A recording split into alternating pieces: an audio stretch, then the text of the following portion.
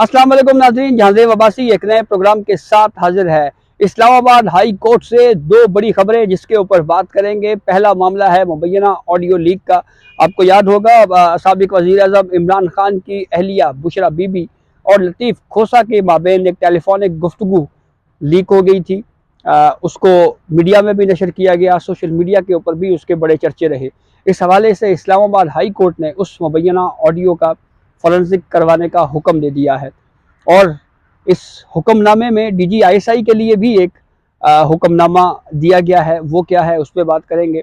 और उसके अलावा साबिक आर्मी चीफ कमर जावेद बाजवा और साबिक DGISI फैज़ हमीद के ख़िलाफ़ एक केस था, वो अचानक डिलिस्ट हो गया, उसकी क्या वजूहात हो सकती हैं, इसके ऊपर बात करेंगे। सबसे पहले तो आपको बताएं कि लतीफ़ खोसा और बुशरा बीबी की मुबैना ऑडियो के हवाले से केस पर समाअत हुई। इस्लामाबाद हाई कोर्ट ने FIA को ऑडियो का फॉरेंसिक करवाने का हुक्म दिया और कोर्ट ने यह करार दिया कि तहकीकात की जाए सबसे पहले ये ऑडियो कहां से जारी की गई। फिर उसके बाद इस दरखास्त की कॉपी जो है वो DGISI को भी भेजने का हुक्म दिया गया और ये कहा गया है कि वो भी रिपोर्ट दें कि ऑडियो किसने रिलीज़ की। अदालत ने FIA, पैमरा और PTA को भी नोटिस जारी कर दिए हैं और इसके अलावा कोर्ट ने जो दरखास्त के ऊपर आयद एतराज़ात थे वो ख़त्म कर दिए हैं। कोर्ट ने अपने ऑर्डर में यह भी कहा है कि पैमरा बताए लोगों की निजी गुफ्तगू कैसे TV चैनल्स पर नशर हो रही है। दरखास्त पर रजिस्ट्रार ऑफिस का क्या एतराज़ है, जस्टिस बाबर सत्तार ने यह पूछा। इसके ऊपर एडवोकेट लतीफ़ खोसा ने यह जवाब दिया कि एतराज़ है कि अलग दरखास्त दायर करें, मुतफरिक दरखास्त कैसे दायर कर सकते हैं। ऑडियो लीक केस में मुतफरिक दरखास्त दायर हो सकती है। लतीफ़ खोसा ने यह भी कहा कि वकील और मोक्कल के दरमियान गुफ्तगू पर इस्तेकाक होता है। जस्टिस बाबर सत्तार ने इसके ऊपर एक ऐसी ऑब्जर्वेशन दी जिस पर कमराए अदालत में कह के गूंज उठे। जस्टिस बाबर सत्तार ने यह कहा कि बिग बॉस सब सुन रहा होता है, आपको तो पता होना चाहिए। इस ऑब्जर्वेशन पे जस्टिस बाबर सत्तार की इस ऑब्जर्वेशन के ऊपर कमराए अदालत में कह के गूंजे। फिर उसके बाद जस्टिस बाबर सत्तार ने यह पूछा कि ऑडियो कौन रिकॉर्ड कर रहा है। एडवोकेट लतीफ़ खोसा ने जवाब दिया कि सबको पता है कौन रिकॉर्ड करता है। जस्टिस बाबर सत्तार ने यह कहा कि हम मफरूज़े पर तो नहीं चल सकते। एडवोकेट लतीफ़ खोसा ने कहा कि ये मेरा नहीं, पूरे मुल्क के वकला का मसला है। वकील मोक्कल से आज़ादी से बात ना कर सके तो निज़ाम इंसाफ कैसे चलेगा। फिर इस पर जस्टिस बाबर सत्तार ने यह कहा कि क्या ऑडियो सोशल मीडिया पर भी आई। लतीफ़ खोसा ने जवाब दिया कि ऑडियो तमाम TV चैनल्स ने नशर की। जस्टिस बाबर सत्तार ने इसके ऊपर कहा कि सबसे पहले ट्विटर पर आई या कहीं और। जस्टिस बाबर सत्तार ने फिर यह सवाल भी पूछा, यह मालूम हो जाए रिलीज़ कहाँ से हुई है तो पता चल सकता है।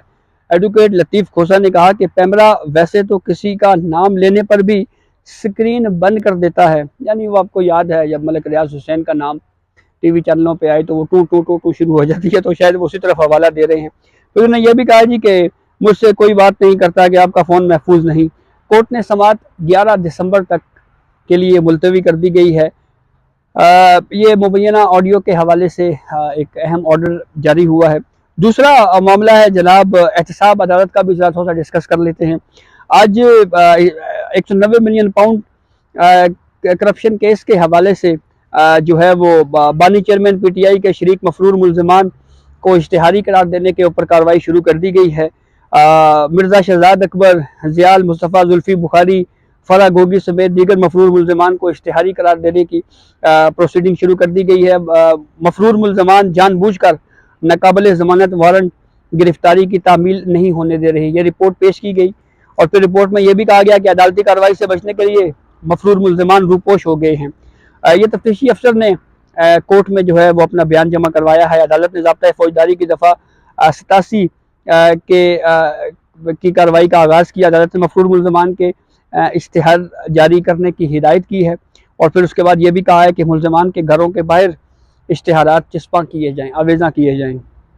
फिर मफरूर मुल्ज़िमान के घरों के करीब जो अदालती कार्रवाई से मुतल्लिक ऐलानात भी किए जाएँ, ये भी कहा गया। और कोर्ट ने इश्तिहारात से मुतल्लिक 6 जनवरी 2024 तक रिपोर्ट तलब कर ली है। एहतसाब अदालत के जज मोहम्मद बशीर ने ये हुक्मनामा जारी किया है। ये भी एक अहम डेवलपमेंट है। और फिर उसके बाद अब ज़रा बात कर लेते हैं जनाब जो एक दफ़ा फिर फैज़ हमीद और कमर जावेद बाजवा के हवाले से जो केस था वो डिलिस्ट हुआ है। इसकी क्या वजूहात हो सकती हैं, इस पर ज़रा हुआ कुछ यूँ कि आज फिर इस्लामाबाद हाई कोर्ट में इसकी समाअत ना हो सकी।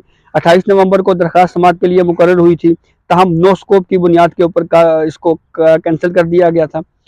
تو جو خبریں چل رہی ہیں اس میں یہ کہا گیا ہے کہ رجسٹرار آفس نے صحافیوں کے رابطہ کرنے پر بتایا کہ فریقین کے جواب جمع نہ کرانے کے باعث مقدمے کو جو ہے وہ قابل اس کی منسوخ کی گئی ہے۔ عدالتی نوٹس پر فریقین کو جواب داخل کرانے کا پابند کرنے کا طریقہ کار ڈھونڈنے کے لیے وکیل محمد آصف گجر نے نو اسکوپ اور بایو میٹرک ویریفیکیشن پر نظر ثانی کی اپیل کی ہے۔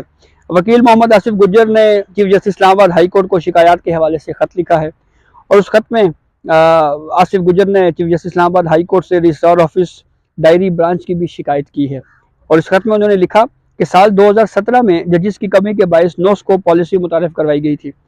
پالیسی کے مطابق تمام فریقین کے جوابات آنے تک کیس کو مقرر نہ کرنے کا فیصلہ کیا گیا تھا۔ فریقین کو مقررہ مدت میں جواب جمع کرانے کے لیے عمل درآمد برانچ کے قیام کی تجویز بھی دی گئی تھی۔ سال 2017 سے اب تک عمل درآمد برانچ کا قیام ہی عمل میں نہیں لایا جا سکا، اس خط میں یہ کہا گیا ہے۔ اور خط میں یہ بھی کہا گیا ہے کہ وکلاء کو نو اسکوپ پالیسی کے تحت مقدمات کی منسوخی کے پیغامات موصول ہونا شروع ہو گئے ہیں۔ ہائی کورٹ میں ججز کی تعداد مکمل ہے، مقدمات کی منسوخی غیر ضروری التوا کا سبب یا باعث بن رہی ہے۔ پھر اس کے بعد اس خط میں یہ بھی کہا گیا کہ بایو میٹرک ویریفیکیشن متعارف کروانے کا مقصد بے نامی پراکسی مقدمات کی روک تھام تھا۔ عدالتوں کا کام سائلین کو سہولیات فراہم کرنا ہے، تکنیکی پیچیدگیوں میں ڈالنا نہیں۔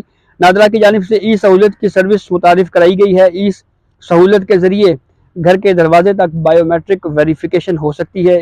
ای سہولت کے بایو میٹرک اور ہائی کورٹ کے بایو میٹرک ویریفیکیشن میں کوئی فرق نہیں ہے، یہ اس خط کے متن میں کہا گیا ہے۔ مزید یہ بھی کہا گیا ہے جی کہ شہریوں کی سہولیات کے لیے بایو میٹرک ویریفیکیشن کی پالیسی پر نظر ثانی کی ضرورت ہے، اور اس خط میں پھر یہ بھی کہا گیا کہ ڈائری برانچ کو بھی درخواستوں پر صرف حقیقی اعتراضات لگانے کی اجازت دی جائے۔ ڈائری برانچ کی جانب سے 100 میں سے جو 90 درخواستیں ہیں اس کے اوپر اعتراضات لگائے جاتے ہیں۔